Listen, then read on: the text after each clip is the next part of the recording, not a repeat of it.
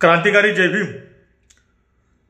आज या सरकारने शालेय अभ्यासक्रम आराखड्यामध्ये मनुस्मृतीचा सहभाग करून घेतलेला आहे।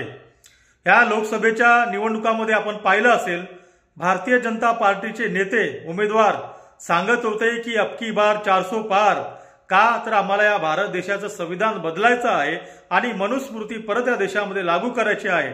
आणि हेच चित्र यांच्या या निर्णयातून आपल्याला दिसत आहे।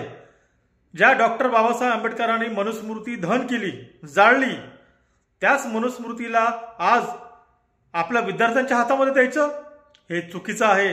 हा निर्णय चुकीचा आहे। लवकरात लवकर हा निर्णय मागे घ्यावा।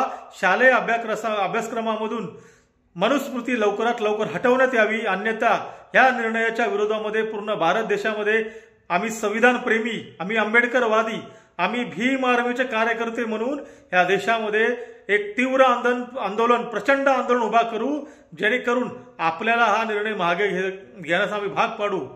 लक्षात ठेवा, आमच्या भावनाशी खेळू नका। आम्ही मनुस्मृतीला कदापि खपवून घेणार नाही।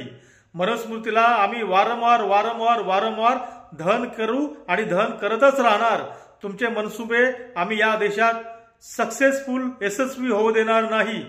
आणि या देशामध्ये अगर खरंच तुम्हाला संविधान बदलायचं असेल तर तुम्ही घोषणा करा मोदीजी की मी संविधान या अमुक तारखेला बदलणार आहे। नंतर बघा हा भारतीय जनता तुमची काय हालत करते। लवकरात लवकर तुम्ही तुमचा निर्णय मागे घ्या, अन्यथा या महाराष्ट्रामधून एक क्रांतिकारी आंदोलन या देशामध्ये निर्माण होईल आणि त्याच्यामध्ये पूर्णपणे जबाबदार तुम्ही लोक असाल। जय भीम, जय भारत।